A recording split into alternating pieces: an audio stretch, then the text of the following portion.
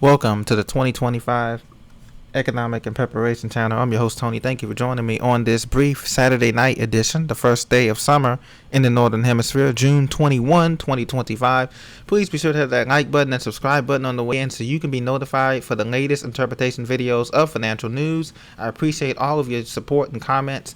Hope everyone is doing well and enjoying their weekend.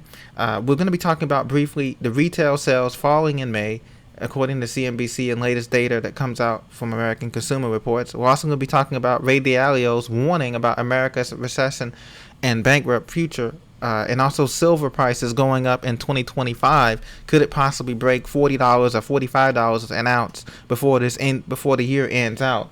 So we're going to be talking about all of this, ladies and gentlemen. The good news is, like I said, though, even though retail sales have fallen 0.9% in May, Americans are still spending on essential products and prepping products as needed. And Americans are also increasing their skills as well, skills outside of their main jobs and hustles, like, canning or whatever, gardening. Or a lot of Americans are getting into that, and they're also broadcasting that on a lot of mainstream TV channels now about how to garden, how to can, different things like that. And so that's great news. Now, retail sales fell 0.9% in May, according to CNBC.com, the latest data here. It shows this excludes a series of items such as auto dealers, building materials, suppliers, gas stations, and other sales increased by 0.4%. So just under half a percentage point, there was some increase in those areas. Now, the pullback in retail sales came despite surveys showing that the consumer sentiment actually increased in May. And so, even though people are feeling a little bit more optimistic as we're heading into the summer months, the brunt of this third quarter here, there's still some pullback. And this is, partially to blame because online spending has increased as well. So a lot of people say what's needed going into brick and mortar stores like these shoe stores or Macy's or JCPenney or any of these H&M or any stores a lot of people go to. They can go online and get, of course, at a fraction of a deal. So that's what also would help the sales too as well.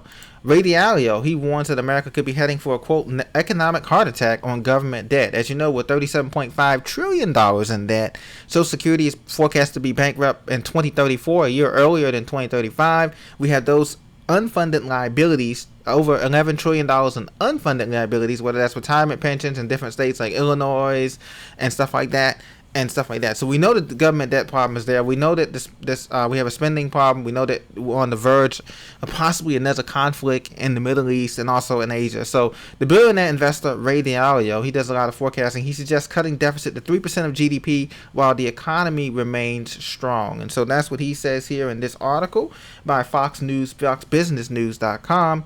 Just what I mentioned here. Billionaire Ray Dalio, quote, founder of Bridgewater Associates, is sounding the alarm on America's chronic spending problem.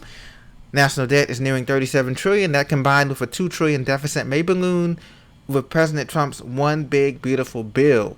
And so we're looking at 40% spending more than we're taking in. As you know, I've showed you the debt clock here several times, courtesy of usdebtclock.org. And you can see that we're spending 40% more than we take in taxes and other revenue, and that becomes a big problem. And with the tariffs just coming into effect, it's not going to bring in that kind of revenue in the beginning, as many people think it will. It takes time to filter through this $21 trillion American economy, at least on paper. So, as you know, this is the U.S. Dalio on the U.S. says, is the U.S. going broke here? And he was talking on Fox Business Channel here. And the Wall Street Journal reports that a month of war with Iran could cost Israel $12 billion. So it's going to cost either way. This conflict is going to cost either way, whether it becomes full-scale, localized, regional, etc. It's going to cost all countries involved a lot of money. And can they afford that in the midst of a kind of a tepid and lukewarm economy? And so in the globalism, many countries are trying to move away from globalism into protectionism, individual countries, i.e. the BRICS nations, Brazil, Russia, India, China, South Africa. But that's going to take years to develop. So their currency and all that's going to take another 10 years to develop. It's going to take 10 years to bring back the manufacturing and some kind of new jobs to America. What that look like, everybody remains to be seen. And so it's going to be very interesting. But back to that, people are turning to safety, whether that's precious metals, cryptos, or real estate, hard tangible real estate, rental properties, and or land or oil. But silver prices surged in 2025. It's up nearly 25% year to date. The poor man's gold, silver here, as you know, has been above $35. Now it's listed at $36.28 as of June 20th. That's nearly a 25% increase of the shiny metal since the start of 2025, according to AP Mex. So silver spot prices surge here. And that's one thing I will say this: the bullion dealers are gonna make their money because the spot price is usually what, $10 to $12 or $15 above the actual price, and so to make money on this is a long term play because, like I said, it's gonna go up slowly, but not as much as you paid for it. So you're paying over $15 sometimes in some of these sites for the actual silver when it's only at $36.28. So you're paying, let's say, $50 for the silver. $48 for it, and it's only listed at $36.28 today. So it's going to take some time to get up to that level to break even.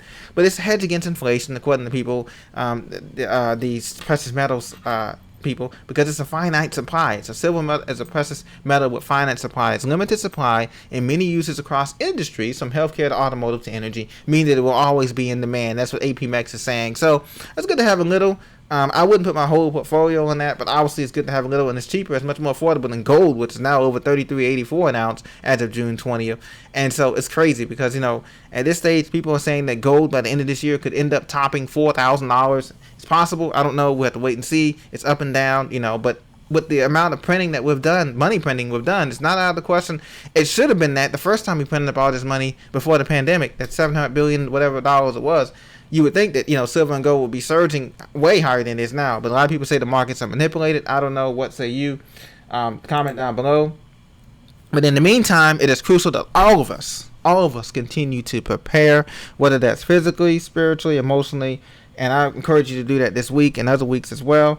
In the meantime, take care. Have a great weekend. I'll see you in the next episode when we get more data on Tuesday and Wednesday in terms of the company earnings as we are heading into this third quarter of 2025. God bless. See you in the next episode. Thanks for subscribing and thanks for listening.